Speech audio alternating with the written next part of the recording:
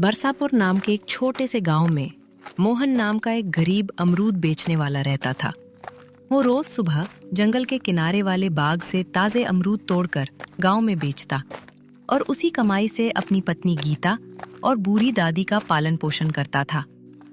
लेकिन गरीबी ने उसके जीवन को चारों तरफ से घेर रखा था। कभी घर में राशन खत्म हो जाता तो कभी दादी की दवा के पैसे नहीं होते। फिर भी मोहन हर सुबह चेहरे पर मुस्कान लेकर गांव की गलियों में निकल पड़ता। अमरूद ले लो, मीठे मीठे ताजे अमरूद, अभी बाग से तोड़कर लाया हूँ। तभी रास्ते से गुजर रहा एक आदमी उसकी टोकरी के पास रुकता है। वो अमरूदों को हाथ में उठाकर देखने लगता है। अरे भाई, ये अमरूद कितने रुपए किलो है? भैया 70 रुपए किलो हैं, बिल्कुल ताजे और मीठे हैं। आदमी गुस्से से मुंह बनाकर बोलता है। क्या बात कर रहे हो? इतने महंगे अमरूद? इनमें सोना भरा है क्या? नहीं भैया, लेकिन इस बार फल कम हुए हैं, ऊपर से बाजार में भी दाम बढ़ गए हैं। अगर 25 रुपए किलो देना है तो दो, वरना मैं दूसरे से खरीद लूंगा। भैया इतने कम दाम में तो मेरा नुकसान हो जाएगा। तो फिर अपने पास ही रखो। इतना कहकर वो वहां से चला जाता है। मोहन उदास होकर पेड़ के नीचे बैठ जाता है।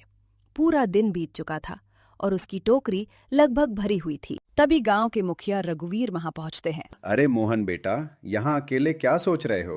प्रणाम मुखिया जी, बस वही रोज की चिंता, आज एक भी अमरूद नहीं बिका। मोहन की बातें सुनकर मुखिया मन ही मन सोचने लगता है। फल तो सच में बहुत अच्छे हैं, अगर कम दाम में मिल जाएं तो मेरा फायदा ही फायदा है।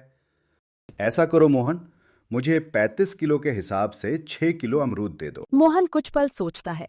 उसे दाम कम लग रहे थे, लेकिन मजबूरी उससे भी बड़ी थी। ठीक है मुखिया जी, अभी तोड़कर देता हूँ। मोहन अमरूद तौलते हुए मन में सोचता है। चलो, कम से कम कुछ पैसे तो मिल जाएंगे। खाली हाथ घर जाने से अच्छा है थोड़ा सामान ही ले जाऊं। मुखिया पैसे देकर वहां से चले जाते हैं, लेकिन जाते जाते मुखिया के चेहरे पर एक चालाक मुस्कान आ जाती है। गरीब लोग कितने भोले होते हैं, दो मीठी बातें बोल दो, सब कुछ सस्ते में दे देते हैं। उधर मोहन अपनी बची हुई टोकरी उठाकर घर की तरफ चल पड़ता है। घर पहुंचते ही उसकी पत्नी गीता घबराई हुई बाहर आती है। सुनते हो, जल्दी अंदर आइए, दादी की तबीयत बहुत खराब हो गई है, उन्हें तेज बुखार है। क्या? सुबह तो ठीक थीं। वो बार बार कांप रही हैं, मुझे बहुत डर लग रहा है। तुम चिंता मत करो, मैं अभी वैद्य हरिनाथ को लेकर आता हूँ। इतना कहकर मोहन तेजी से गांव की ओर दौड़ पड़ता है। रास्ते में अचानक तेज बारिश शुरू हो जाती है। काले बादलों से आसमान भर जाता है। काफी मुश्किलों के बाद वो वैद्य हरिनाथ के घर पहुंचता है। वैद्य जी, जल्दी चलिए, दादी की हालत बहुत खराब है। वैद्य बिना देर किए अपनी जड़ी बूटियों की थैली उठाते हैं और मोहन के साथ चल पड़ते हैं। घर पहुंचकर वैद्य दादी की नब्ज देखते हैं। बुखार बहुत तेज है, इनके इलाज के लिए खास जड़ी बूटियों से बनी दवा चाहिए। वैद्य जी, आप बस दादी को ठीक कर दीजिए, पैसों की चिंता मत कीजिए। वैद्य दवा देकर चले जाते हैं। इतने पैसे कहाँ से आए? आज मुखिया जी ने कुछ अमरूद खरीद लिए थे, वही पैसे थे। मतलब सारी कमाई दवा में चली गई? मोहन चुपचाप सिर झुका लेता है। कुछ दिन बीत जाते हैं। दादी की तबीयत धीरे धीरे ठीक होने लगती है, लेकिन मोहन की हालत और खराब हो जाती है। अब उसके अमरूद पहले जैसे नहीं बिकते थे। कई बार पूरा दिन मेहनत करने के बाद भी वो सिर्फ 40 रुपए या 50 रुपए ही कमा पाता था। एक सुबह गीता उदास होकर बोलती है। आज घर में खाने के लिए कुछ भी नहीं बचा, आटा भी खत्म हो गया है। तुम चिंता मत करो, आज भगवान जरूर मदद करेंगे। मोहन गांव की गलियों में घूम घूम कर अमरूद बेचने लगता है। अमरूद ले लो, मीठे और रसीले अमरूद। लेकिन शाम होने तक उसकी टोकरी वैसे की वैसे भरी रहती है। कोई भी उससे फल नहीं खरीदता। थका हुआ मोहन एक पुराने बरगद के पेड़ के नीचे बैठ जाता है। सूरज ढलने लगा था। सुबह से शाम हो गई, एक भी अमरूद नहीं बिका। अब ये खराब हो जाएंगे, आखिर मेरी मुश्किलें कब खत्म होंगी? तभी वहां से एक साधु गुजरते हैं। उनके लंबे सफेद बाल और शांत चेहरा देखकर मोहन तुरंत उठ जाता है। भिक्षा दे बेटा, भगवान तुम्हारा भला करेंगे। प्रणाम बाबा, लेकिन मेरे पास आपको देने के लिए पैसे नहीं हैं। मैं अपने आश्रम के बच्चों के लिए भोजन जुटा रहा हूँ। अगर तुम्हारी इच्छा हो तो कुछ फल दे सकते हो। मोहन अपनी टोकरी की तरफ देखने लगता है। वैसे भी ये फल अब नहीं बिकेंगे। अगर किसी भूखे के काम आ जाएं तो अच्छा है। मोहन मुस्कुराकर साधु से कहता है। बाबा, आप चाहें तो पूरी टोकरी ले जाइए। साधु हैरानी से उसकी तरफ देखते हैं। पूरी टोकरी? फिर तुम क्या बेचोगे बेटा? कोई बात नहीं बाबा, कल फिर नए फल तोड़ लाऊंगा। लेकिन अगर ये किसी भूखे के काम आ जाएं तो मुझे खुशी होगी। साधु के चेहरे पर संतोष भरी मुस्कान आ जाती है। तुम्हारा दिल बहुत साफ है पुत्र। साधु कुछ फल उठाते हैं, लेकिन पूरी टोकरी नहीं लेते। बाबा, आप सब ले जाइए ना। इतनी भारी टोकरी मैं कैसे ले जाऊंगा? अगर तुम चाहो तो मेरे आश्रम तक पहुंचा सकते हो। चलो बाबा, मैं साथ चलता हूँ। इतना कहकर दोनों जंगल की ओर निकल पड़ते हैं। रास्ते भर ठंडी हवा चल रही थी और पेड़ों से पक्षियों की आवाजें आ रही थीं। मोहन पहली बार जंगल के उस हिस्से में जा रहा था जहां बहुत कम लोग जाते थे। कुछ देर बाद वे एक छोटी सी कुटिया के पास पहुंचते हैं। तुमने बिना किसी स्वार्थ के मदद की है, इसलिए मैं तुम्हें एक खास उपहार देना चाहता हूं। इतना कहकर वो एक सुंदर नीली मैना देते हैं। बाबा, यह चिड़िया, मैं इसका क्या करूंगा? ये कोई साधारण मैना नहीं है, इसका नाम सुरमई है। जब तक ये तुम्हारे साथ रहेगी, तुम्हारे घर में सुख बना रहेगा। मोहन आश्चर्य से उस मैना को देखने लगता है। लेकिन ध्यान रहे, इसकी सच्चाई किसी को मत बताना। लालची लोग इसे तुमसे छीनने की कोशिश करेंगे। मोहन सिर झुकाकर कहता है। मैं वादा करता हूँ बाबा। मोहन सुरमई मैना को लेकर अपने घर की तरफ लौटने लगता है। मोहन मन में सोचता है। पता नहीं बाबा ने यह मैना मुझे क्यों दी, लेकिन उनकी बातों में कुछ तो खास था। थोड़ी देर बाद अचानक वो मैना बोल उठती है। मोहन, बाबा की बात हमेशा याद रखना। मेरी सच्चाई किसी को मत बताना। अरे, तुम बोल सकती हो? हाँ, लेकिन हर किसी के सामने नहीं। मैं सिर्फ उन्हीं लोगों से बात करती हूँ जिनका दिल साफ होता है। मैं तुम्हारा अच्छे से ध्यान रखूंगा दोस्त। इतना कहकर मोहन चंचल चिड़िया को अपने घर ले जाता है। अजी, आप इस चिड़िया को कहाँ से लेकर आए हो? यह चिड़िया अब से हमारे साथ ही रहेगी। आप इस चिड़िया को घर क्यों लेकर आए हो? पहले ही हमारे खाने के लाले पड़े हुए हैं। एक वक्त की रोटी भी मुश्किल से नसीब हो पाती है, ऊपर से आप इस चिड़िया को ले आए। कैसी बात कर रही हो गीता? भला यह छोटी सी चिड़िया कितना खा लेगी? और रही बात खाने की, तो जो हम खाएंगे वही इसे भी खिला देंगे। मोहन और गीता बातें कर ही रहे थे कि तभी उन्हें आवाज आती है। अरे मोहन, क्या घर पर हो? जरा बाहर तो आओ। अरे रमेश भाई, आप यहाँ? हाँ मोहन, वो क्या है ना, आज मेरे बेटे का जन्मदिन था। बहुत सारे पकवान बच गए। मैंने सोचा गांव में बांट दूं, इसीलिए मैं तुम्हें भी देने चला आया। ये लो। बहुत बहुत शुक्रिया भाई आपका। अरे नहीं मोहन, इसमें शुक्रिया की क्या बात है। वैसे भी ये खाना खराब हो जाता तो इससे अच्छा किसी का पेट ही भर जाए। रमेश ये कहकर वहां से चला जाता है। यह तो बहुत स्वादिष्ट पकवान है। देखो गीता, मैंने कहा था ना कि जिसके भाग्य में जो लिखा होता है वह उसे मिल ही जाता है। तुम खामखा चिंता कर रही थी। देखो, यह पकवान हमारे पास खुद चलकर आ गए। आज तो हम खाएंगे स्वादिष्ट पकवान और गाएंगे ईश्वर के गुणगान। फिर वो सब मिलकर खाना खाते हैं। गीता, तो मैं आम बेचने बाजार जा रहा हूँ। तुम घर का और माँ का ख्याल रखना। तो क्या आप इस चंचल चिड़िया को भी अपने साथ लेकर जाएंगे? क्यों, क्या हुआ? मैं इस चिड़िया को अपने साथ लेकर नहीं जा सकता क्या? कुछ नहीं, मैं तो बस ऐसे ही पूछ रही थी। मोहन गीता की बात सुनकर अमरूद बेचने चला जाता है। अमरूद ले लो, ताजे ताजे और रसीले अमरूद। मोहन, तुम्हारे अमरूद तो बहुत अच्छे दिख रहे हैं। क्या भाव दे रहे हो? भाई, अमरूद 50 रुपए किलो है। अच्छा, एक काम करो, मुझे 7 किलो अमरूद दे दो। वो आदमी बिना पैसे कम कराए मोहन के सारे अमरूद खरीद कर चला जाता है। वो देखते ही देखते मोहन के सारे अमरूद बिक जाते हैं। अरे वाह, आज तो मेरे सारे अमरूद अच्छे दामों में बिक गए। अब मैं इन पैसों से माँ और गीता के लिए अच्छे कपड़े और पकवान लेकर जाऊंगा। फिर मोहन सब सामान लेकर अपने घर चला जाता है। अजी ये सब क्या है? आज मेरी कमाई बहुत ही अच्छी हुई है, इसीलिए मैं तुम दोनों के लिए कपड़े और पकवान लेकर आया हूँ। और फिर इसी तरह दिन गुजरते हैं। दिन प्रतिदिन मोहन की कमाई बढ़ती जाती है। फिर एक दिन उनके घर एक दीपक नाम का एक व्यक्ति आता है। ये लो मोहन भाई, तुम्हारे पैसे जो तुमने मुझे 5 महीने पहले दिए थे, मैं वापस करने आया हूँ। शुक्रिया करण भाई। अरे शुक्रिया तो मुझे तुम्हारा करना चाहिए मोहन।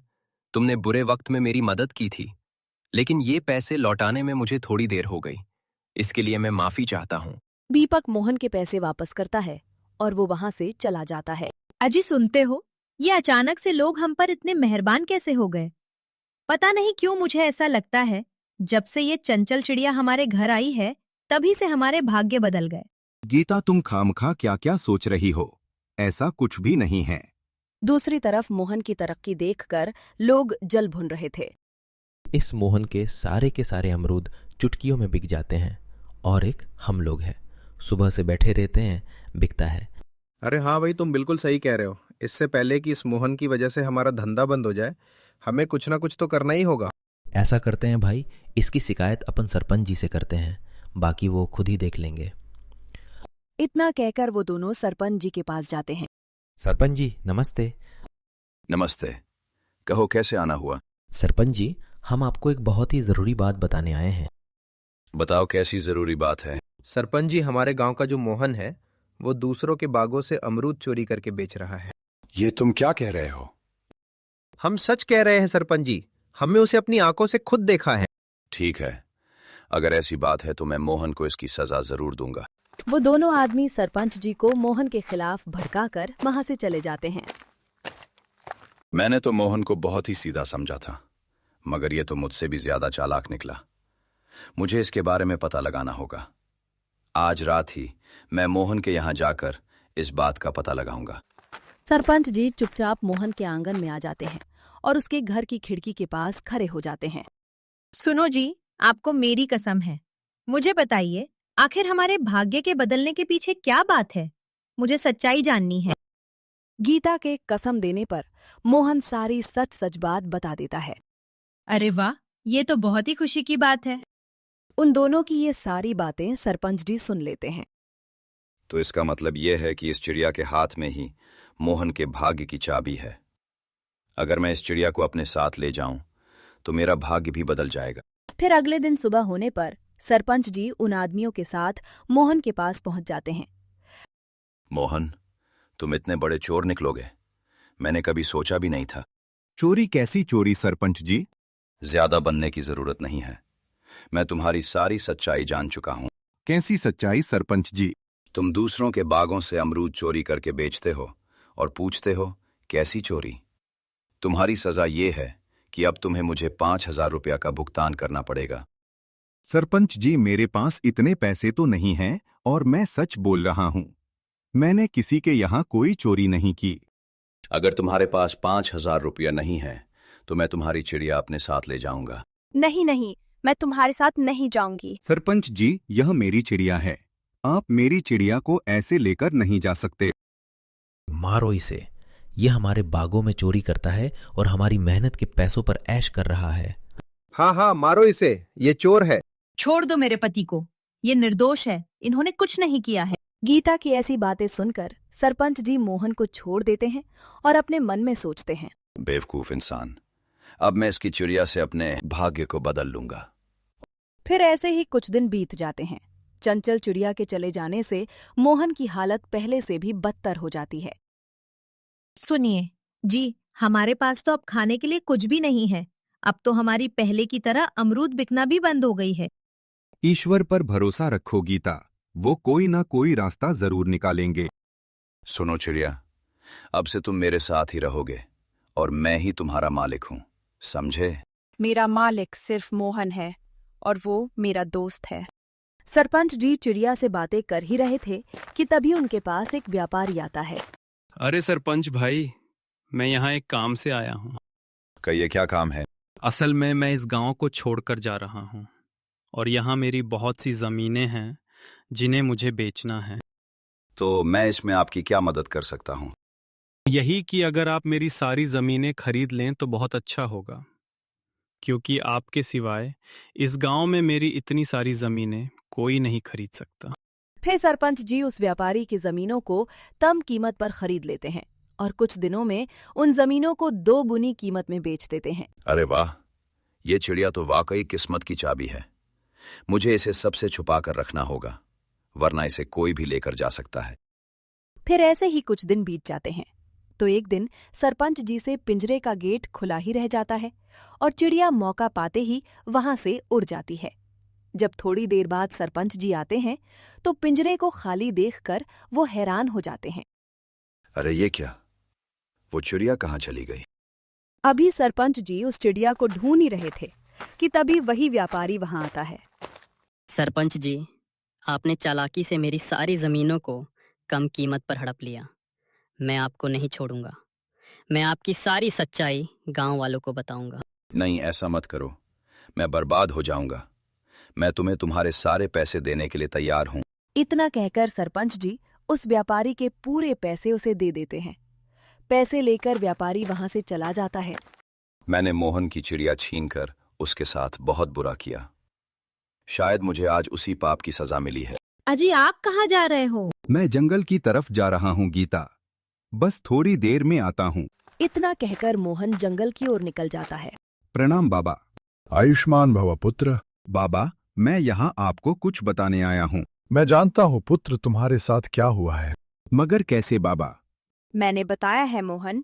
तुम्हें तो सरपंच जी ले गए थे ना? हाँ दोस्त, मगर मैं उसके पास से भाग आई।